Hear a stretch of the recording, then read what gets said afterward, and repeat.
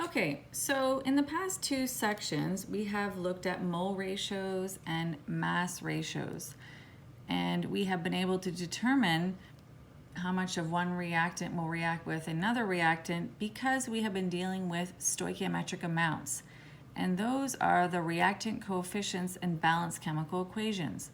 So when you have exact stoichiometric amounts of reactants and you combine them, all reactants are used up, and this produces the maximum possible amount of product. However, in practice, this rarely occurs. So if we look at the reaction below, 1 molecule of methane reacts with 2 molecules of oxygen to produce 1 molecule of carbon dioxide and 2 molecules of water. It wouldn't matter if we had 1,000 molecules or moles of oxygen, only 1 mole of methane will react because it will run out. So according to this equation, methane and oxygen react in a ratio of 1 to 2 moles.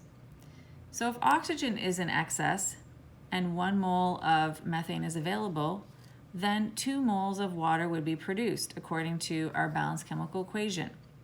However, if we have methane in excess and 4 mole of oxygen, then we would produce 4 mole of water according to our balanced chemical equation, because they increase by the same amount. And the balanced chemical equation is 2 moles of oxygen produces 2 moles of water. So if we have 4 moles of oxygen, we would produce 4 moles of water. So in each situation, the limiting reagent is the reagent that forms the smaller amount of product. Similarly, the limiting reagent is not necessarily the reagent that has the lower mass. It is the reagent that produces the lower mass of product. The reactant that is completely consumed determines how much product will be formed, and it is called the limiting reagent. The reactant that remains after a reaction is complete is called the excess reagent. So it's the one that's left over. Consider the Haber process, making ammonia from its elements. You can see in the diagram how this proceeds. So in this reaction, we have 1 mole of nitrogen reacts with 3 mole of hydrogen to produce 2 moles of ammonia. And so we could see in our reaction vessel, when we have 1 mole of nitrogen and 3 moles of hydrogen, we produce 2 mole of ammonia. And so all of what can be used is used up, and you could see what is used up to form the ammonia is inside the dotted lines, and what's left over. So what's left over is the nitrogen. So we have excess nitrogen available in this reaction. So that would be the reactant in excess. The one that is limiting would be the hydrogen because it is all used up.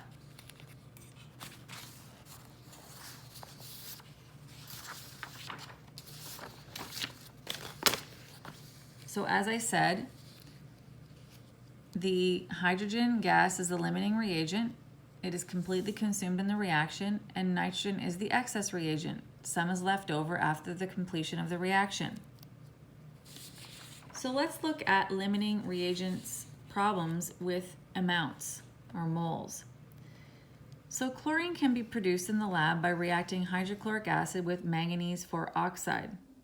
And this is our balanced chemical equation. 4 mole of hydrochloric acid reacts with 1 mole of manganese 4 oxide to produce 1 mole of chlorine, 2 moles of water, and 1 mole of manganese 2 chloride. So what amount of chlorine can be made from 5.2 mole of hydrochloric acid and 1.5 mole of manganese dioxide? So those are not the stoichiometric amounts. The stoichiometric amounts are 4 mole of hydrochloric acid and 1 mole of manganese dioxide. So what is the limiting reagent here? So we have to list what's given and required to find. So our mole of hydrochloric is equal to 5.2 moles, and our moles of manganese 4 oxide is 1.5 mole. So how much mole of chlorine will be produced from this? So again, we can put that right into our reaction as we did before. So I'll put the 5.2 mole up here and 1.5 mole here. So we can compare it to the stoichiometric amounts. So to determine the limiting reagent, we use the amount of one reactant to find the stoichiometric amount of the other. So we can choose whichever one we want. I'm going to start by looking at, I'm going to look at how much manganese dioxide would I need to react with 5.2 moles of hydrochloric based on my reaction. So you can set up a little chart like this just to help you kind of make sense of what you're seeing. So I label one side as my experiment, and then the other side is given by my equation. Until you understand how this really works.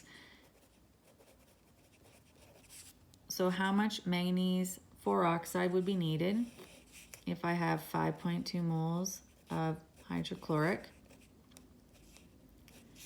given that 1 mole of manganese 4 oxide reacts with 4 moles of hydrochloric. So this is my experiment. This is what I have. Sorry, this is given by the equation, and this is what I'm doing in my experiment. So I solve by cross multiplying and dividing. So it ends up being 5.2 times 1 divided by 4. And what do I get for that? Oh, I'm just going to grab my calculator. Unless it wasn't here.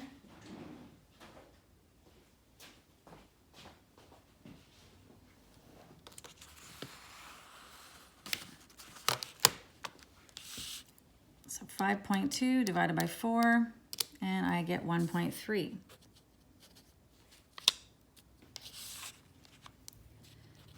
So what does this tell me? Well, it's telling me that if I have 5.2 moles of hydrochloric, I need 1.3 moles to react with that. And is that what I have given? Well, I have actually 1.5 moles, so I have more than enough for this to react.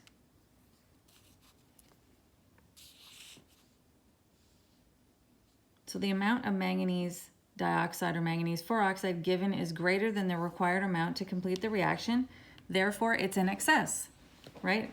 I can look at my number and I see that this number is bigger than that number, so that's in excess. So I could say, therefore, 1.3 moles of MnO2 is needed, is less than the 1.5 moles of MnO2 experimentally.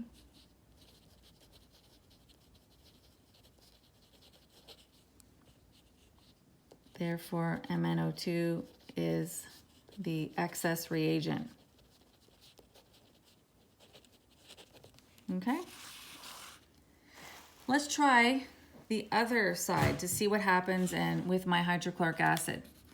So how much hydrochloric would I need to react with 1.5 moles of manganese dioxide, given that 4 moles of hydrochloric is needed to react with 1 mole of MnO2 based on the equation. So again, given by equation.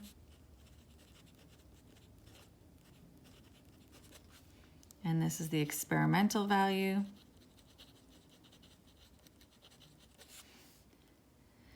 So let's put that into my calculator. So cross multiply 1.5 times 4. Divide by 1. And so that's equal to 1.5 times 4. It's equal to 6. So 6 moles. So in this case, I would need 6 mole of hydrochloric to react with 1.5 mole. Am I given that in my givens? No, I only have 5.2. So I don't have enough for this to happen. Therefore, it is the limiting reagent. So therefore, 6 moles of HCl is greater than the 5.2 moles of HCl that we have. Therefore, HCl is the limiting reactant or reagent.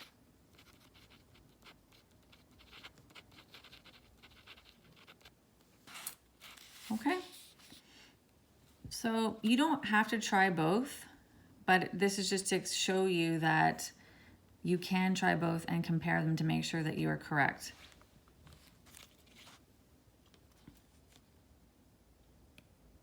So are we done? We're not quite done. All we've now determined which one is limiting.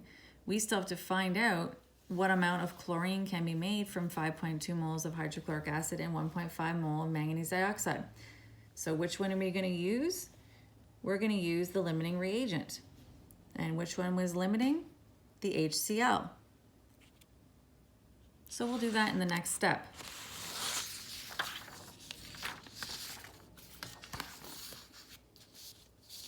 Before we do that step, we will just summarize again what we just talked about. So the amount of manganese dioxide given is greater than the required amount to complete the reaction. Therefore, it is the excess reagent. Sometimes we just shorten it up to ER. And the amount of hydrochloric acid given is less than the required amount to complete the reaction. Therefore, it is the limiting reagent.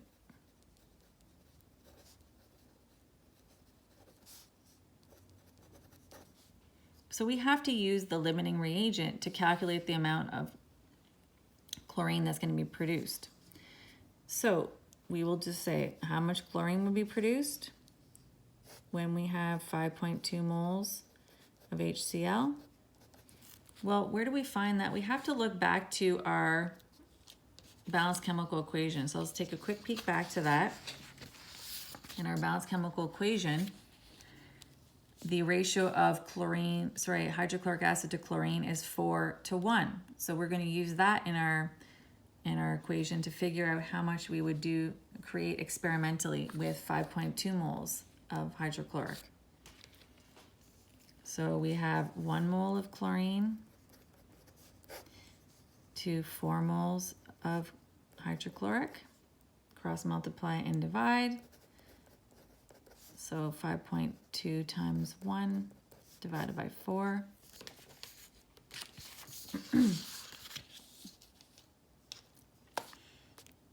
5.2 divided by 4 is equal to 1.3. So NCl2 is equal to 1.3 moles.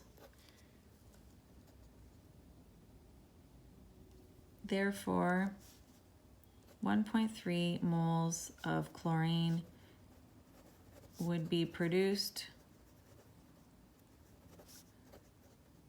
from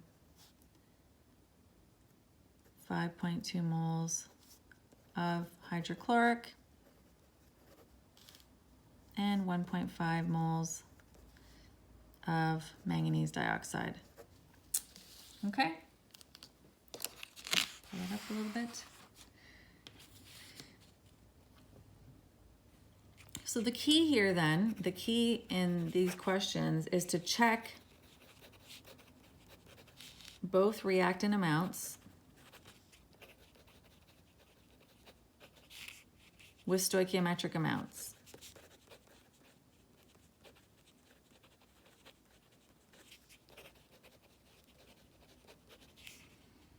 If a greater amount is given,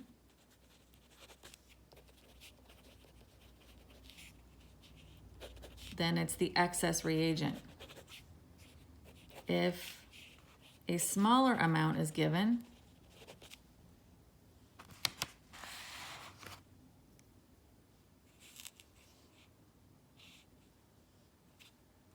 in the question, then it's the limiting reagent. Okay?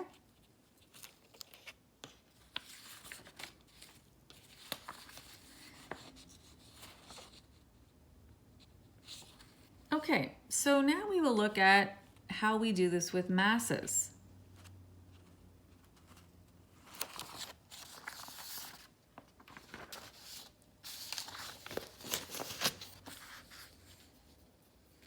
Now, with masses is a little simpler to see because you directly see the mass created, as opposed to looking at the moles and then having to convert that to mass, which of course you could do. So just skipping back to that one more time.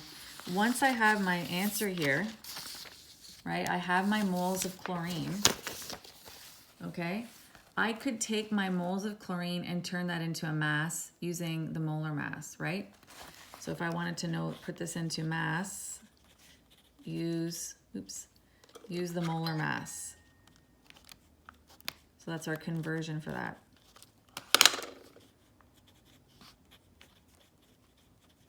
Okay, so it can be done from a mole ratio. But with the mass ratio, you see directly right away what mass is created. So let's take a look at that.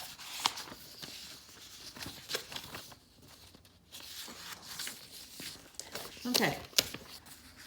So iron reacts with chlorine to form iron 3 chloride. What mass of iron 3 chloride is expected if 5.00 grams of iron is combined with 9.00 grams of chlorine? So we will set this up just like we did the mass to mass relationships from our previous lesson. And the strategy is to check both of our reactants to how much product we would create, and whichever one gives us the smaller number will tell us what is the limiting reagent and will also tell us the theoretical yield. Okay? So let's put our numbers into our equation. It just makes it a little more visual. So 5.00 grams of iron, we'd put that here.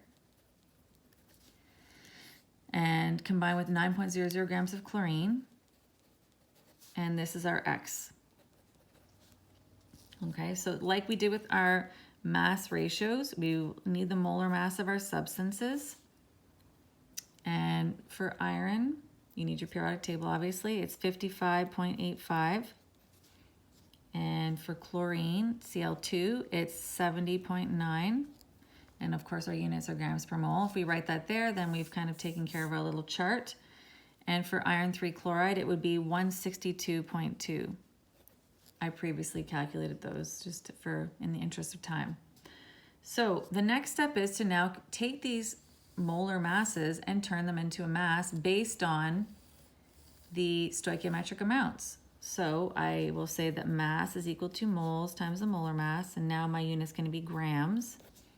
So I take this number here, so 2 times 55.85, and that's equal to, I'll do that with you, 55.85 times 2, 117.1.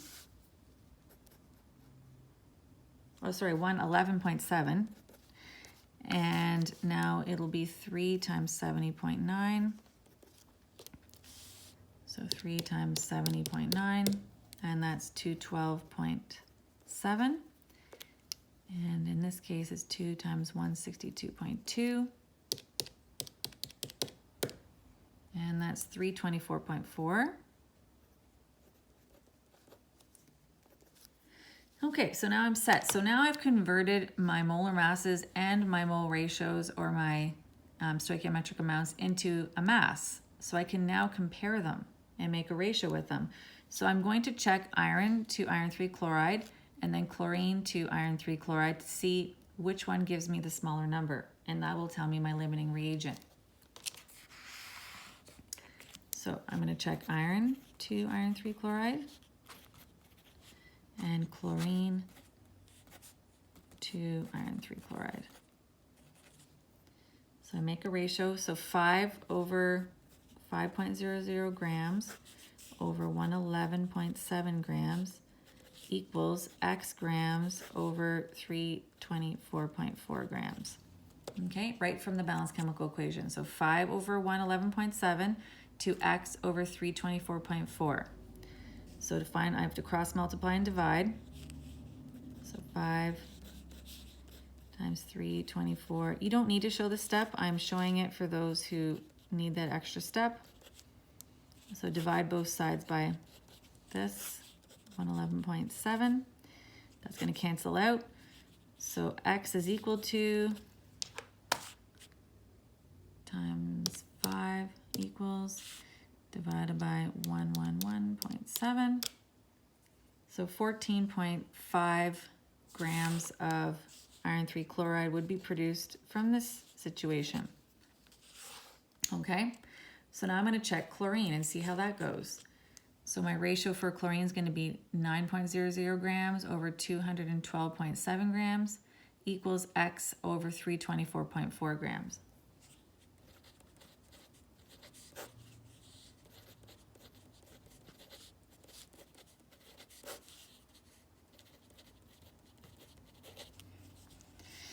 Okay, so my X is going to be equal to 9 times 324.4 divided by 212.7, and I get 13.7 grams produced here. So which one is smaller? Obviously this is my smaller number, and in both these cases I'm producing iron 3 chloride. That's my smaller number. So that's telling me that chlorine is my limiting reagent, and my theoretical yield of iron 3 chloride is 13.7 grams. So I'm going to write that down. Therefore, chlorine is the limiting reagent since less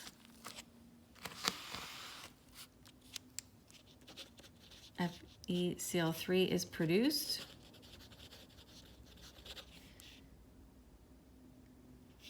.7 grams of FeCl3 is produced,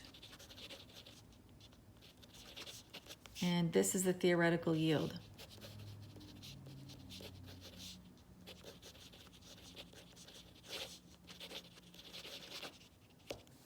We also need to say that iron is the excess reagent since more FeCl3 is produced.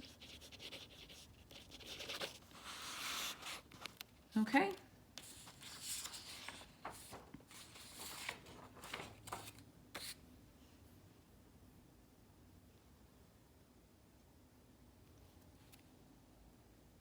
Okay, so what are some applications of limiting reagents? Well, they're important because in industry, you want to try to reduce costs. So companies will often choose the most expensive reactant. Oops, don't need expensive there again. To be the limiting reagent, while the excess, a large excess of the least expensive reagent is available. This will help to ensure that none of the more expensive chemicals left over and wasted. So this is giving an example of a reaction of potassium tetrachloroplatinate, and it's used as a limiting reagent in this reaction. Okay, this is used, a reaction is used to make platinum, which we obviously know is a precious metal. So we don't want to waste anything. And it's also a precursor to a cancer treatment.